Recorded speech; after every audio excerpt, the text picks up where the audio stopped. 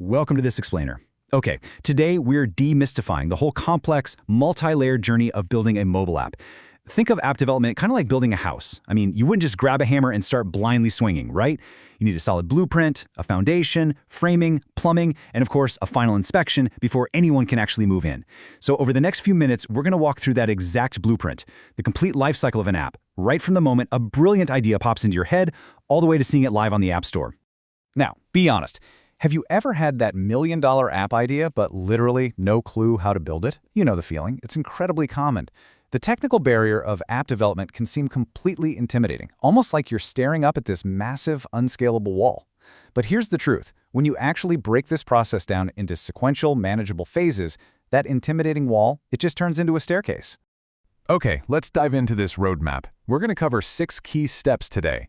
1. Validating your app idea. 2. Choosing your app platform. 3. Designing the user experience. 4. Developing and testing apps. 5. Making money with apps. And finally, 6. Publishing to app stores. Step 1. Validating your app idea. Because, let's be real, if you build a beautiful house on a swamp, it's going to sink. And the exact same goes for an app that nobody actually needs.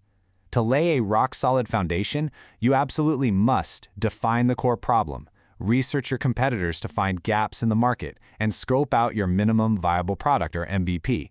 This is basically the most stripped-down version of your app that still solves the user's problem. You validate this demand using tools like user surveys, focus groups, or even just checking Google Trends. You really need to verify that there's actual market demand before a single brick is laid. Moving right along to step 2, choosing your app platform. Now, this is arguably the single most consequential technical decision you're going to make, purely because it dictates your entire budget and timeline. You generally have 3 main options here.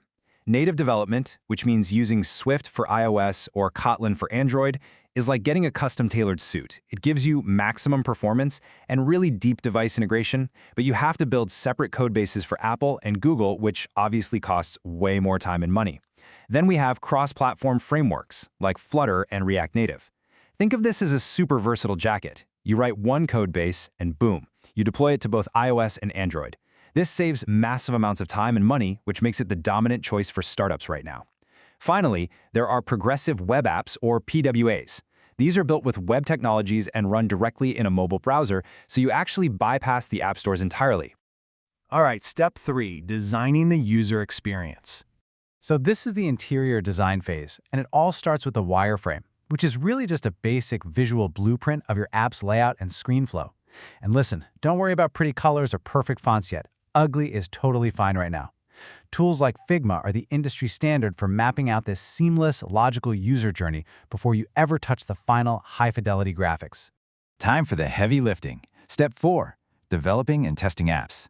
Essentially, every app consists of 3 major pillars. The front end is what the user actually sees and interacts with on their screen.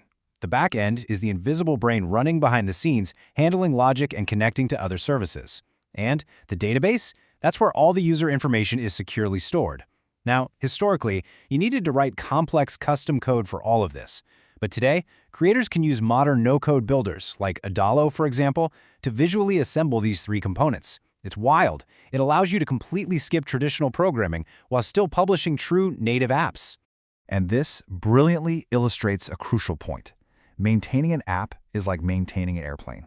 It must work 100% of the time. You just cannot launch an app that crashes. That's why rigorous internal testing, along with external beta testing using platforms like Apple's TestFlight and Google Play Testing, are absolutely non-negotiable. You use these platforms to safely get your app onto real devices, catch those annoying bugs, and refine the experience long before the general public ever sees it. Okay, let's talk business. Step 5, making money with apps. Get this. Here's a staggering statistic. 95% of apps on the Google Play and Apple App Stores are completely free to download. 95%. Why? Because removing that upfront paywall drastically boosts your overall user acquisition. If you force people to pay before they even get to try your app, the vast majority of them are just going to walk away. The modern app economy is entirely driven by getting users in the door for free and then monetizing their experience later. So, you're probably wondering, how on earth do free apps actually make money? Well, through these primary monetization models.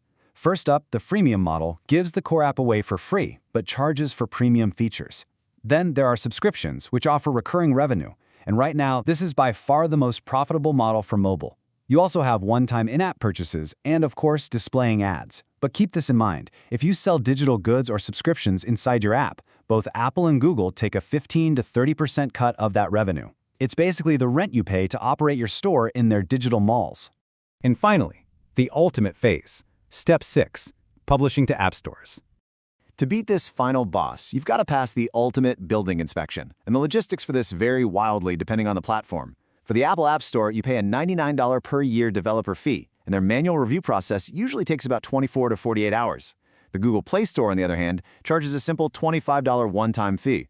However, and this is a massive recent change, if you have a new personal Google developer account, you are now mandated to run a 14-day closed test with at least 12 testers before you're even allowed to hit publish and release your app to the public.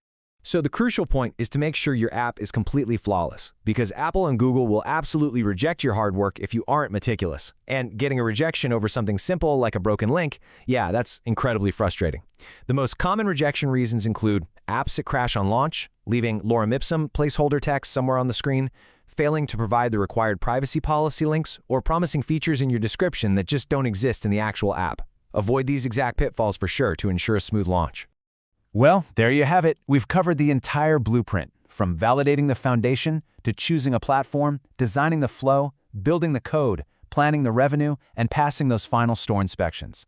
The tools have honestly never been more accessible, and the opportunities have never been greater. So I'll leave you with this one provocative question. What problem is your future app going to solve? Thanks so much for joining me on this explainer, and I really can't wait to see what you build.